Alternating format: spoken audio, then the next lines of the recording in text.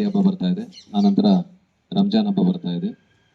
ಈ ಒಂದು ಎರಡು ಹಬ್ಬದ ಪ್ರಯುಕ್ತ ಒಂದು ಶಾಂತಿ ಸಭೆಯನ್ನ ಏರ್ಪಡಿಸಿ ನಿಮ್ಮೆಲ್ಲ ನಮ್ಮ ಪೊಲೀಸ್ ಇಲಾಖೆಯ ಏನು ಮಾರ್ಗಸೂಚಿಗಳಿದ್ದಾವೆ ಅವುಗಳನ್ನು ತಿಳಿಸ್ಲಿಕ್ಕೋಸ್ಕರ, ಜೊತೆಗೆ ಒಂದು ಶಾಂತಿ ಸಭೆ ಹಾಗೂ ಯಾವ ರೀತಿ ಈ ಒಂದು ಹಿಂದೂ ಮತ್ತು ಮುಸ್ಲಿಂ ಬಾಂಧವರ ಹಬ್ಬವನ್ನ ಆಚರಣೆ ಮಾಡಬೇಕು ಅಂತಂದೇಳಿ ಅಂತ ತಮ್ಮೆಲ್ಲರನ್ನೂ ಇಲ್ಲಿ ಕರೆದಾಗ ನೀವೆಲ್ಲರೂ ಬಂದಿದ್ದೀರಿ. ಈ ಒಂದು ಕಾರ್ಯಕ್ರಮಕ್ಕೆ ಅಧ್ಯಕ್ಷತೆಯನ್ನು ವಹಿಸಿ ಈ ಕಾರ್ಯಕ್ರಮದಲ್ಲಿ ತಮ್ಗೆಲ್ಲರಿಗೂ ಮಾರ್ಗದರ್ಶನ ಮಾಡಲಿಕ್ಕೆ CPI ಸಾಹೇಬರಾದಂಥ ಹನುಮಂತರಾಯಪ್ಪ ಸರ್ನ ಕೋರ್ಕೊಂಡಾಗ ಅವರು ಬಂದಿದ್ದಾರೆ.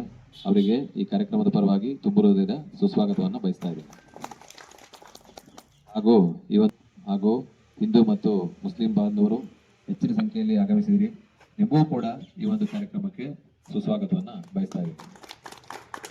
ಹಾಗೂ ನಮ್ಮ ಇಲಾಖೆಯ ಇತರೆ ಸಿಬ್ಬಂದಿಗಳು ಕೂಡ ಹಾಜರಿದ್ದಾರೆ, ಅವ್ರಿಗೂ ಕೂಡ ಸುಸ್ವಾಗತವನ್ನು ಬಯಸ್ತಾ, ಯಾರು ಮೀಡಿಯಾದವರಿದ್ದೀರಿ ನಿಮಗೂ ಕೂಡ ಸ್ವಾಗತವನ್ನು ಬಯಸ್ತಾ, ಈ ಒಂದು ಕಾರ್ಯಕ್ರಮವನ್ನು ಉದ್ದೇಶಿಸಿ ತಮ್ಮೆಲ್ಲರಿಗೂ ನಮ್ಮ ಇಲಾಖೆಯ ಮಾರ್ಗಸೂಚಿಗಳೇನಿದೆ ಮತ್ತೆ ಹಬ್ಬವನ್ನು ಯಾವ ರೀತಿ ನೀವು ಆಚರಿಸಬೇಕು ಅನ್ನೋದ್ರ ಬಗ್ಗೆ ನಮ್ಮ ಸಾಹೇಬರು ನಿಮಗೆ ಮಾಹಿತಿಯನ್ನ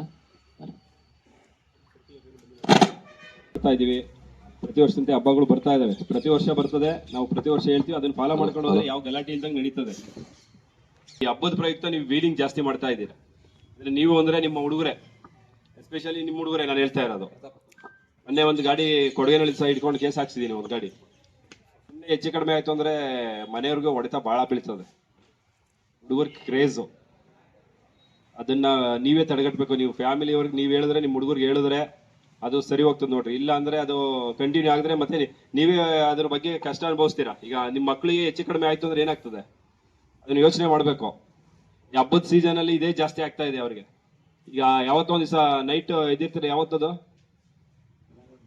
ಹೆವಿ ಸ್ಪೀಡ್ ಆಗಿ ವೀಲಿಂಗ್ ಮಾಡ್ಕೊಂಡು ಹೋಗೋದು, ಆಕ್ಸಿಡೆಂಟ್ ಆಗೋದು, ಡೆತ್ ಆಗೋದ್ರೆ, ಮತ್ತೆ ಆಮೇಲೆ ವೆಹಿಕಲ್ ಡಾಕ್ಯುಮೆಂಟ್ ಇರಲ್ಲ, ಎಲ್ಲ ಆಲ್ಟ್ರೇಷನ್ ಗಾಡಿಗಳು. ಮ್ಯಾಕ್ಸಿಮಮ್ ವೀಲಿಂಗ್ ಏನ್ ಮಾಡ್ತಾ ಇದಾರೆ ಅವೆಲ್ಲ ಆಲ್ಟ್ರೇಷನ್ ಗಾಡಿಗಳು, ಮತ್ತೆ ಡಾಕ್ಯುಮೆಂಟು ಇರ್ತಿಲ್ಲ ಅವಕ್ಕೆ. ಅದಕ್ಕೆ ಅವಕಾಶ ಕೊಡಬಾರದು. ಹೇಳ್ಬೇಕು, ನೀವು ಬುದ್ಧಿ ಹೇಳಿದ್ರೆ ನಿಮ್ಮ ಹುಡುಗರಿಗೆ ನೀವೇ ಹೇಳ್ಬೇಕು. ಈಗ ಪ್ರೇಯರ್ಗೆ ಹೋಗ್ತಿರಲಿಲ್ಲ, ಅವಾಗ 2 ನಿಮಿಷ ಅದಕ್ಕೋಸ್ಕರ ಟೈಮ್ ಕುಡಿಯೋದು. 2 ನಿಮಿಷ ಟೈಮ್ ಕೊಟ್ರೆ ಅವ್ರಿಗೂ ಒಳ್ಳೇದಾಗ್ತದೆ. ಮತ್ತೆ ಪ್ರತಿ ವರ್ಷದಂತೆ ಆ ಪ್ರೇಯರ್. ಮಧುಗಿರಿ ಪೊಲೀಸ್ ಠಾಣೆಯಲ್ಲಿ ಶಾಂತಿ ಸಭೆ, ರಂಜಾನ್ ಮತ್ತು ಯುಗಾದಿ ಹಬ್ಬದ ಪ್ರಯುಕ್ತ ಸಾರ್ವಜನಿಕರಿಗೆ ಸೂಚನೆ. ಮಧುಗಿರಿ, ಇಂದು ದಿನಾಂಕ ಮಾರ್ಚ್ 14, 2026 ರಂದು ಸಂಜೆ 5 ಗಂಟೆಗೆ ಮಧುಗಿರಿ ಪೊಲೀಸ್ ಠಾಣೆಯಲ್ಲಿ ಶಾಂತಿ ಸಭೆ ಆಯೋಜಿಸಲಾಯಿತು.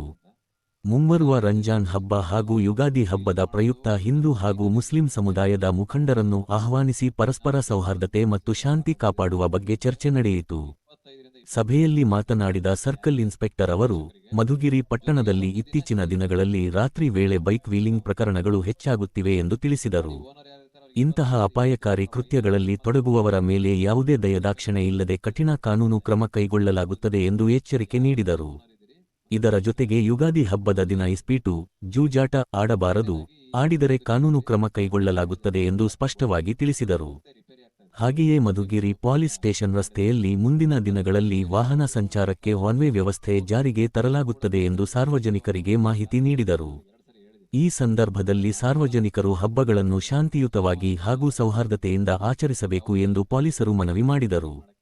ಈ ಸುದ್ದಿ ನಿಮಗೆ ಇಷ್ಟವಾದರೆ ಕರುನಾಡ ನ್ಯೂಸ್ ಅನ್ನು ಸಬ್ಸ್ಕ್ರೈಬ್ ಮಾಡಿ, ಲೈಕ್ ಮಾಡಿ, ಶೇರ್ ಮಾಡಿ.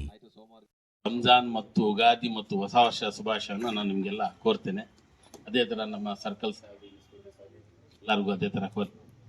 ಈ ರಂಜಾನು ಉಗಾದಿ ಹೆಚ್ಚು ಕಡಿಮೆ ಒಂದಿನ ಮುಂದೆ ಬಂದಿದೆ. ಭಾರತ ದೇಶದಲ್ಲಿ ನಾವು ಯುಗಾದಿ ಹಾಗೂ ರಂಜಾನ್ ಹಬ್ಬದ ಆರ್ಥಿಕ ಶುಭಾಶಯಗಳು. ಈಗ ನಮ್ಮ ಸಹೋದರರಾದಂಥ ಬಾಬಾ ಫಕ್ರುದ್ದೀನ್ ಶರೀಫ್ ಅವರು ಹೇಳುವ ನಡೀತು.